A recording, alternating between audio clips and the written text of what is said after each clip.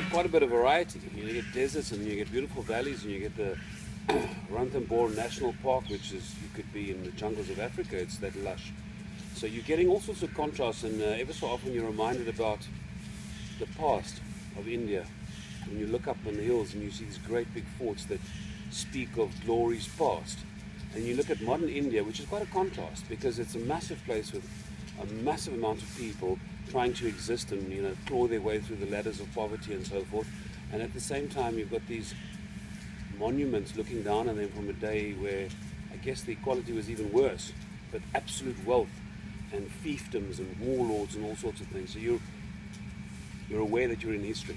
I probably had a really ridiculous romantic vision of what India was about, and when I saw Rajasthan and the lakes and things like that, you know, I thought that just looks incredible. I want to go there. You know, I want to see what that looks like, you know, with my own eyes. But you cannot. There's no pictures that do it justice till you actually get there. Till you're stood at the bottom of one of these forts and you're looking up at it and you realise how big it is. It's just absolutely huge. Or how beautiful the lakes are, you know, with the properties and the huge big sort of palaces that are all reflected in the water and thing. I mean, it's just something else. India gives you a little hint of itself. It gives you a little hook. And you go, hang on a second, this place is rather different to anything I know. Even if you come from Africa, I do, where we have vast populations and great distributions of income, and the really rich and the truly poor. Yeah, this place just amplifies it all. And India is a place that you can hate 50 times a day and love 50 times a day. It's a very confusing place, and I don't think you actually get it while you're here.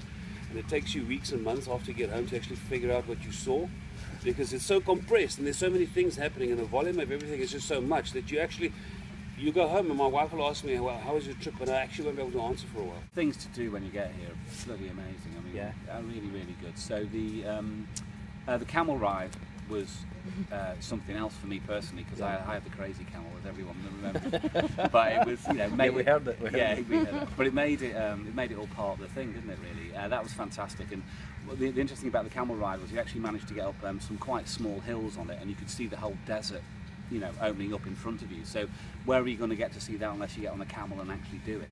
And some of the places we stayed in, which were historic homes, were these little islands of tranquility inside chaos, because just outside the fence is madness and dog shit and dead cows and God knows what else, and you cross the threshold into the place and suddenly you're in this place of calm and interesting architecture and art and so forth. So I quite enjoyed the combination. Put it down as one of those things that should be on your bucket list to do 100%. So if you had any reservations or you were umming and ahhing about why to do it or not to do it, just go and do it, because once you've done it, you'll, you know, your mind just expands. It's an incredible thing to do. What the sights, the sounds, and see, you know, what you'll see, are just really incredible. They'll change your perspective on life. I mean, it's such a visual feast. You know, you just can't. You can't take it all in. Bring an open mind is all you actually need in Rajasthan. I've been in the Himalayas, I've done Rajasthan now, so I'm probably going to go south and check that out. Lovely. I think, yeah. And so what are you going to do today? You're just going to chill and maybe have a swim in the pool? Everywhere we've gone where there's been a pool, I've been in it. It's just the best thing ever, because it's so hot. I love it. Just relax. Good. Well, I won't hold you up any longer. Thanks. Yeah, cheers. Thanks.